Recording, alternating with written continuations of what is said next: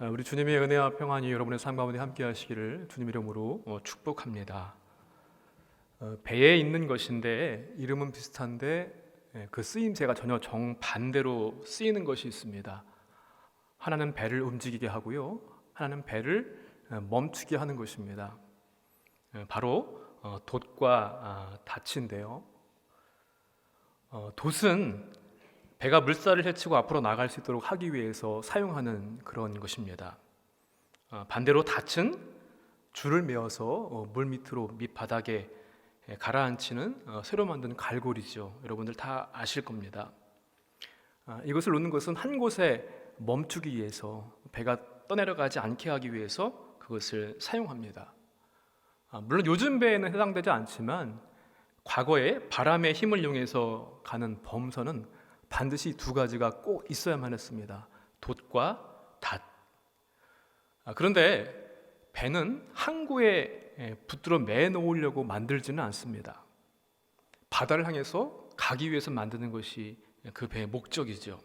그래서 언제든지 목적지를 향해서 갈 준비가 되어 있는 것이 배입니다. 흔히 인생을 바다를 항해하는 배에 비유합니다. 성경 107편 말씀에서도 우리의 인생을 바다를 항해하는 것으로 그렇게 비유하는 말씀이 나옵니다. 여러분, 우리는 항구에 머물러 있는, 정박되어 있는 배의 모습이 아니라 인생이라는, 또 믿음이라는 항해를 하는 그러한 자들인 것을 기억하시기를 바랍니다. 물론 그 바다에는 풍랑도 있고 또 폭풍을 만나기도 하고 높은 파도 때문에 힘들고 어려울 수도 있습니다. 그러나 그럼에도 불구하고 닷과 돛을 올리고 오늘도 최종 목적지에 다다를 때까지 움직여야 할 줄로 믿습니다. 그래서 우리에게 필요한 것이 바로 이 돛과 닷입니다. 이 돛과 닷, 이것과 함께 발음이 비슷한데요, 또 다른 하나를 생각해 보려고 합니다. 그것은 무엇인가 하면 덫입니다. 짐승을 잡을 때 쓰는 거죠. 그래서 저게 탁 걸리게 되면은 옴짝달싹 못합니다. 움직이지 못하게 붙잡아 두는 것이 바로 이 덫입니다. 배에 탄 한 손님이요, 목적지까지 최대한 빨리 데려다 주면은 내가 황금을 주겠다라고 하는 제안을 하게 되었습니다. 선장이 이 제안에 솔깃해가지고요, 배에 있던 불필요한 물건 같은 것들을 다 바다에 던져버렸습니다. 손님은 황금 하나를 더 보여주면서 재촉합니다. 더 빨리 가면 이것마저 주겠다. 선장은 고민했습니다. 고민하다가 묵직한 쇳덩어리를 바다에 던져버렸습니다. 그리고 그 배는 돌고래처럼 빨리 목적지까지 가게 되었습니다. 근데 문제는 목적지에 다다랐는데 그 무태 배를 데울 수가 없었다는 겁니다. 왜냐하면 아까 던져버렸던, 고민하면서 던진 것이 바로 이 묵직한 닻이었기 때문에 그렇습니다. 닻이 없으니까 배를 정박시킬 수가 없고요, 배라고 하는 것은 이 바람을 타기 위한 돛뿐만 아니라 정박을 위한 닷도 꼭 필요합니다. 그래서 닷 없는 항해를 하는 인생은 목적지에 닿지도 못하고 비틀거리기만 할 것입니다. 히브리서 6장의 말씀은 대제사장 되시는 예수님, 그분을 향해서 가는 성도들이 어떠한 모습으로 살아가야 하는가 하는 것을 갖다 우리에게 가르쳐주고 계시는데요, 그것은 어떠한 것인가 하면은 신앙적인 초보의 모습을 벗어나서 성장해야 된다는 것입니다. 어디까지요? 에베소서 말씀 보니까 그리스도의 장성한 분량에 이르기까지 우리가 자라나고 성숙하는 것이 하나님의 뜻입니다. 본문에서도 우리가 가진 믿음을, 이 소망을 가진 영혼의 닻이라고 하는 표현을 쓰면서 배를 항해하는 모습을 우리한테 이미지로 주고 있는데요, 믿음의 항해를 계속해야 하는 우리들은 지금의 자리에 정박해서는 안 됩니다. 우리가 받은 구원을 확신하고 세상의 시료와 헛된 것들에 덫에 붙들려서 표류하거나 그렇게 하지 않고요, 하나님의 지식을 알아가기에 힘쓰고 자라나서 하나님께서 원하시는 선하시고 깊으신 뜻이 무엇인지 그것을 분별하고 행하는 그러한 모습, 그래서 하나님 나라의 목적지까지 갈 수 있는 우리가 되어야 될 줄로 믿습니다. 오늘 말씀 가운데 먼저 얻어야 될 믿음의 교훈은요, 우리 그리스도인들은 하나님의 말씀에 닻을 내려야만 합니다. 여러분, 요새 금값이 많이 올랐다고 그러죠? 혹시 가지고 계신 금붙이 많이 있으신가요? 네. 표정들을 보니까 안타까워하시는 것 같은데 금붙이보다 더 귀한 믿음이 더 많이 가지신 것 같습니다. 경제가 그렇게 안 좋답니다. 경제가 안 좋으면 금값이 오른다고 하는데 IMF 때보다도 더 어렵다고 그런 분들이 많으시더라고요. 또 정치 상황이 불안정하다 보니까 여러 가지 어렵고 힘든 것들이 많습니다. 비행기에서 사고 나고 여기저기 화재 사고, 인명이 죽고 다치고 하는 이런 많은 일들이 사람들한테 두려움과 불안감을 줍니다. 그래서 어떤 경우에는 심한 절망감까지도 느끼게 하는데요. 세상 사람들은 그렇죠. 우리 그리스도인들은 그렇지 않습니까? 믿는 우리도 때때로 두려움 가운데 걱정하고 근심하고 기도하지만, 믿음이 있지만 그럴 때가 있잖아요. 그런데 여러분, 왜 그럴까요? 단도직입적으로 말씀을 드리면 하나님이 이 세상 모든 만물과 나를 창조하신 창조주라고 하는 것, 그 다음에 그분이 나의 이 세상의 주관자가 되신다고 하는 그 사실을 잊어버리기 때문에 그렇습니다. 물론 성도 가운데 이것을 믿지 못하는 사람은 없을 겁니다. 하나님이 이 세상 만물 나의 창조주가 되십니다, 주권자가 되십니다, 알고 믿습니다. 그렇지만 믿지 않아서가 아니라, 모르기 때문이 아니라 믿고 있고 알고 있지만 자꾸 잊어버린다는 겁니다. 세상의 시류에 이리저리 흔들리고 요동치다 보니까. 그래서 하나님께서 좋을 때나 슬플 때나 어려울 때나 항상 함께 해주시겠다고, 인도해 주시겠다고 자신을 걸고서 맹세해 주셨습니다. 보증하여 주셨습니다. 그렇기 때문에 여러분, 성도들을 포함해서 이 세상 모든 사람들한테 꼭 필요한 것이 무엇인가, 우리가 어디에다가 닻을 중심을 잡아야 하는가, 하나님의 말씀인 줄로 믿습니다. 우리 16절과 17절 말씀 함께 다시 한번 읽어보도록 하겠습니다. 큰 자를 가리켜 맹세하나니 맹세는 그들이 다투는 모든 일의 최후 확정이니라. 하나님은 약속을 기업으로 받는 자들에게 그 뜻이 변하지 아니함을 충분히 나타내시려고 그 일을 맹세로 보증하셨나니. 아멘. 여러분이 신뢰하는 사람의 말, 그 사람 누굽니까? 그 사람 말이라면 팥으로 메주를 쓴다고 해도 나는 믿지, 이런 사람 혹시 있습니까? 여러분, 그런데요, 말처럼 허망한 것이 없습니다.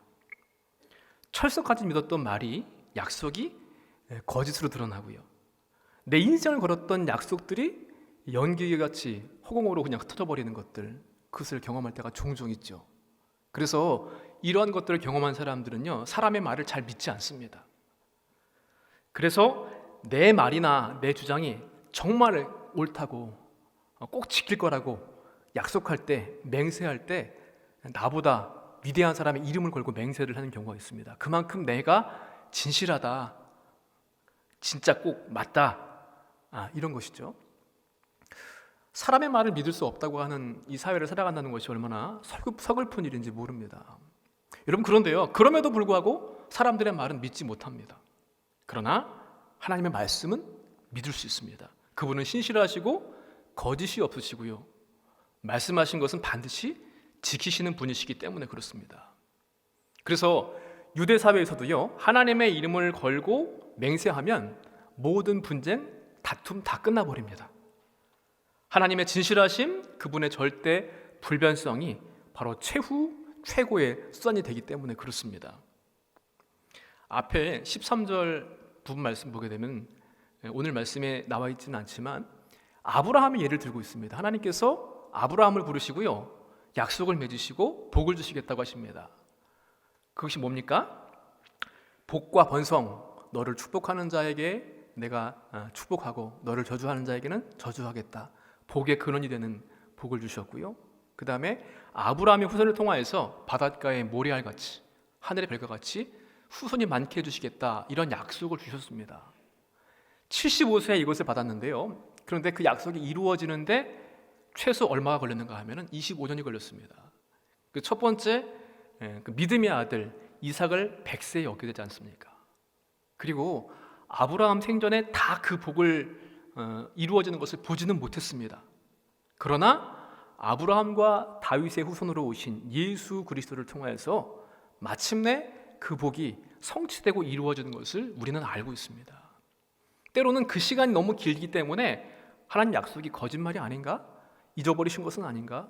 의심이 들 때가 있을지 모르겠지만, 그러나 말씀하신 것은 반드시 이루시고 지키시는 분이십니다.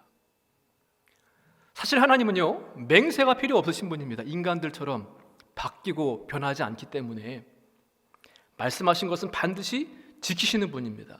그래서 민수기 말씀 보니까요, 하나님은 사람이 아니시니 거짓말하지 아니하시고 그 말씀하신 바를 행하지 않으시며 하신 말씀을 실행하지 않으시겠느냐, 반드시 지키시고 하신다고 약속하여 주셨거든요.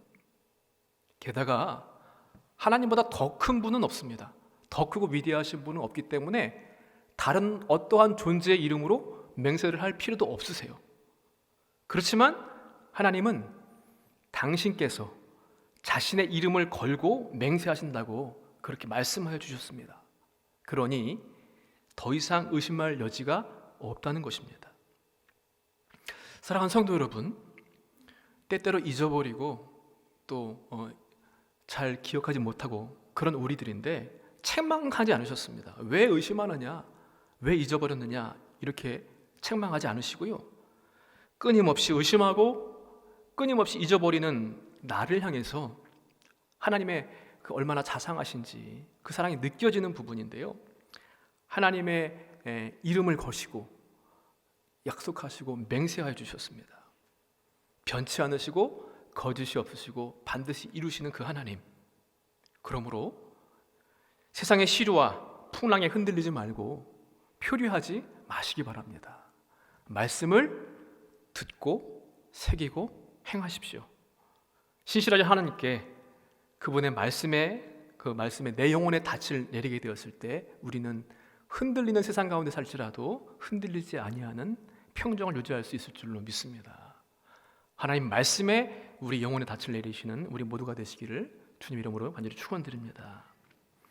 두 번째로는요, 그 말씀의 실체이신 예수 그리스도께 우리는 영혼의 닻을 내려야 될 줄 믿습니다.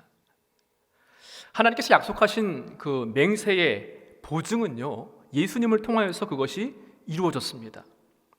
19절 말씀 보니까 휘장 안에 들어가는 것을 말씀하시면서 예수님이 우리를 위해서 그 휘장 안으로 들어가셨다, 이렇게 말씀하고 있는데요, 우리 19절과 20절 말씀을 함께 읽어보도록 하겠습니다. 우리가 이 소망을 가지고 있는 것은 영혼의 닷 같아서 튼튼하고 견고하여 휘장 안에 들어가나니 그리로 앞서 가신 예수께서 멜기세덱의 반차를 따라 영원히 대제사장이 되어 우리를 위하여 들어가셨느니라. 아멘. 휘장 안으로 들어갔다고 하는 말은요, 구약시대 제사법입니다. 대제사장이 죄를 대속하기 위해서 지성소 안으로 들어가는 것을 말씀합니다.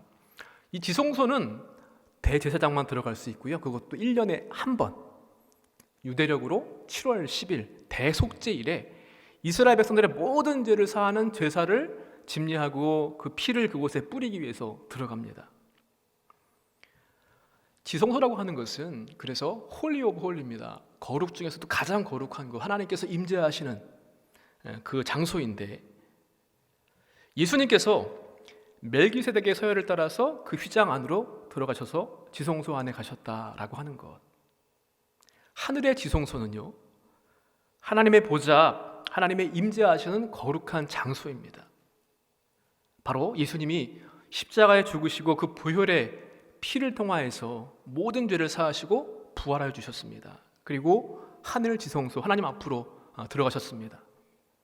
뿐만 아니라 지금도 우리를 위해서 우리 역시 그 안으로 죄 때문에 들어가지 못하는 일이 없도록 누구나 그분을 통해서 들어갈 수 있도록 하나님 보좌 우편에서 우리를 위해서 중보하고 계시는 줄로 믿습니다. 주일학교 6학년 학생들한테 사진을 보여주면서 선생님이 물어봤습니다. 어두운 곳에서 이 종이 상자를 깔고 자는 사람들을 보여주면서 노숙자들이죠. 이 사람들한테 필요한 게 뭘까? 이렇게 물어봤습니다.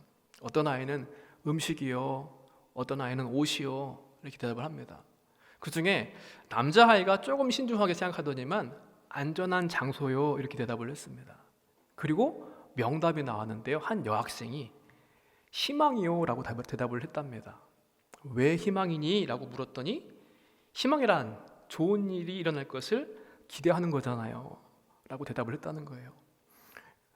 여러분, 음식이 있고 옷이 있고 안전한 장소가 있어도요, 희망이 없으면 아무런 소용이 없습니다. 그런데 그 여학생의 말과 같이 같은 관점에서 하나님께서 우리에게 주신 말씀은, 오늘 말씀 보니까 소망이라는 말씀을 주십니다. 닷 없는 항해는요, 아까 말씀드린 것처럼 목적지에 가도 배를 댈 수가 없습니다. 표류하고 불안전하고 불안전하죠. 반대로 잘못 내린 닷은 어떻습니까? 앵커링 효과라고 여러분 들어보셨습니까? 앵커링, 닷이죠, 닷. 앵커링 효과가 무엇인가 하면은요, 나한테 유익이 되게 하기 위해서 잘못된 기준을 제시를 하는 거예요. 그래서 그 사람이 거기에 딱 꽂히게, 나한테 유익이 될 수 있도록 그렇게 제시를 하는 겁니다. 예를 들면 이런 겁니다. 여러분, 마트에 가시면요, 물건 앞에 이렇게 가격표가 붙어 있잖아요. 그런데 이렇게 빨간색으로 줄 그어놓고 조금 적은 액수를 적어 놓습니다. 그러면 대부분 어떻게 생각하실까요? 할인율 따져보지 않고요, 아, 이거 싸게 파네? 그리고 그것을 산다는 거예요. 그게 바로 앵커링 효과를 노린 것이거든요. 잘못된 기준을 갖다가 딱 제시를 하는 거예요. 그러면 사람들은 눈에 현혹돼 가지고 아니면 들리는 대로 거기에 그냥 꽂혀버립니다. 닻을 내려버리는 것이거든요. 세상 어떠한 시료, 물질이든지 건강이든지 명예라든지 거기에 우리 앵커링 효과를 노리면서 우리를 유혹할 수 있습니다. 그래서 우리가 잘못 거기에 닻을 내릴 수가 있거든요. 그런데 그렇게 되면 결코 참된 희망과 소망을 얻을 수가 없다는 겁니다. 키에르케고르는 절망을 가리켜서 죽음에 이르는 병이라고 했습니다. 그만큼 아주 치명적이라는 것인데, 우리는 어떠한 것에 희망을 걸고 있고 어떤 것에 닻을 내리고 있습니까? 슬프게도 많은 사람들이 절망 가운데 빠져 있고 자꾸 그것이 오염되고 확장되는 모습을 보이는 것이 우리들의 현실인데요. 성경에 기록되던 이 시대에는요, 닻이라고 하는 것은 희망을 상징했습니다. 그래서 여러 가지 비석이라든가 비문 이런 곳에 자주 새겨진 것을 볼 수가 있는데, 배가 떠내려가지 않기 위해서는 닻이 필요한 것처럼 우리 영혼이 닻이 꼭 필요한데, 우리 닻이 바로 우리가 가진 소망, 그 소망의 실체가 무엇입니까? 누구십니까? 바로 예수 그리스도이신 줄로 믿습니다. 인생의 거친 풍랑에 또 심히 흔들리는 세상 가운데 살아가고 있는데 거기에 닻이 없다면 어떻게 될까요? 혹 앞으로 나아가는 데만 급급한 나머지 닷도 없이 그냥 항해를 하고 있지는 않습니까? 아니면 엉뚱한 곳에다가 닻을 내려가지고 전혀 움직일 수 없는 그런 모습은 있지 않습니까? 사랑하는 성도 여러분, 작은 미풍과 풍랑에도요, 심하게 요동치는 것이 우리들의 인생이고 우리들의 믿음의 여정입니다. 그래서 하나님은 우리에게 당신을 보증하시고 당신의 이름으로 약속의 말씀을 주셨고요, 그 말씀의 실체이신 예수님을 이 땅 가운데 우리에게 보내주셨습니다. 그분은 이 땅에서 대제사장이 되시는 그러한 모습으로 우리보다 먼저 휘장 안으로 들어가셨습니다. 그리고 우리의 길을 예비해 주셨는데요, 우리도 주님이 예비하신 하늘의 지성소, 그곳에 안전하게 들어갈 수 있을 줄로 믿습니다. 그러므로 우리 그리스도인들은, 성도는 예수 그리스도라고 하는 든든하고 견고한 소망을 가지게 되었습니다. 그분은 우리 구원자가 되십니다. 길과 진리요 생명이 되십니다. 인생의 바다를 항해하면서 거대한 파도와 폭풍우를 또 몰아치고 그것 때문에 우리가 흔들린다고 할지라도 떠내려가지 않으려면 바로 예수 그리스도께 영혼의 닻을 내려야 될 것입니다. 이 세상에 내리는 닻은 잘못된 것입니다. 이 세상에는 안전한 항구가 없습니다. 마음과 생각, 삶의 모든 순간마다 소망의 닻을 예수님께 내려놔야 안전한 포구에 도달할 수 있는 것입니다. 하나님이 계시는 하늘의 지성소를 소망에 품고요, 그곳으로 인도하시는 예수 그리스도께 우리의 영혼에 닻을 내리고 그분과 늘 함께 동행하면서 영원한 생명, 기쁨, 감사가 넘치는 안전한 폭우로의 항해를 계속하시기를 주님의 이름으로 간절히 축원을 드립니다. 마지막으로 우리가 닷과 돛에 대한 이야기를 계속하고 있는데요, 이것을 통하여서 우리는 궁극적으로 어디를 향해 가야 하는가? 바로 하나님을 향해 가야 될 줄로 믿습니다. 우리 18절의 말씀을 다시 한번 함께 읽어보도록 하겠습니다.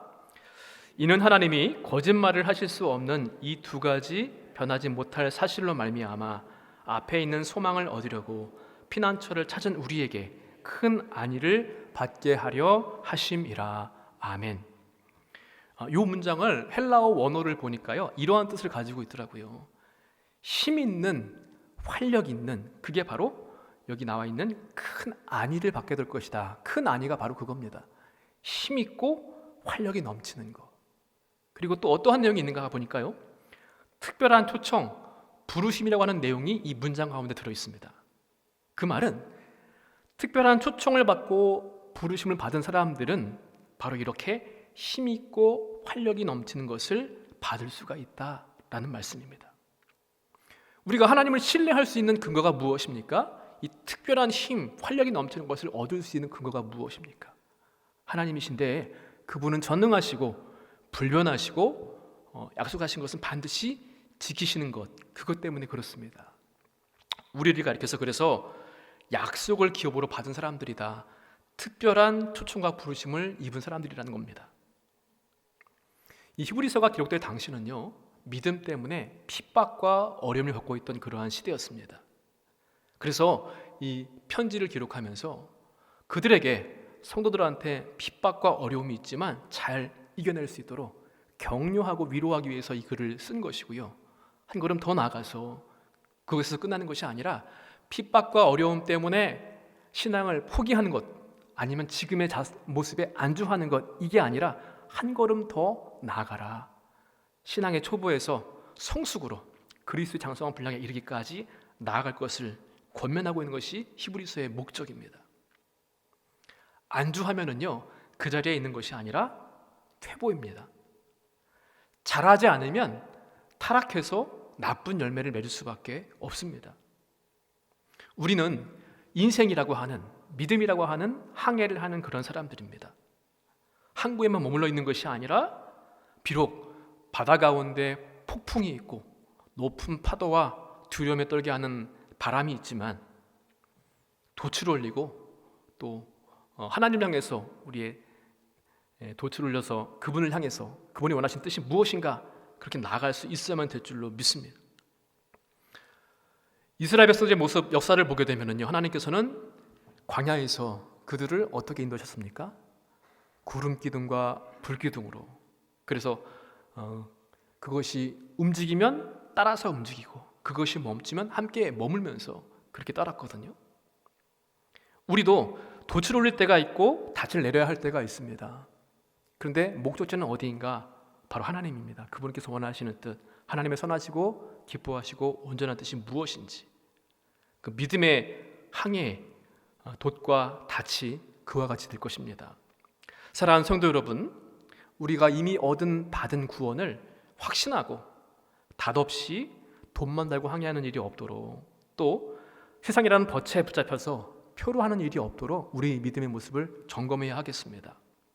또한 하나님의 말씀과 말씀이 육신이 되어 우리 가운데 거하시는 예수 그리스도께 닻을 내리고요, 그분을 알기를 힘쓰고 배우기를 힘쓰고 닮아가기를 힘쓰므로 말미암아 하나님의 뜻을 알고 그분을 향해서 또 그분의 원하시는 최종 목적지, 믿음의 삶의 항해의 최종의 목적지가 되시는 그분께로 나아가는 우리가 되어야 될 줄로 믿습니다.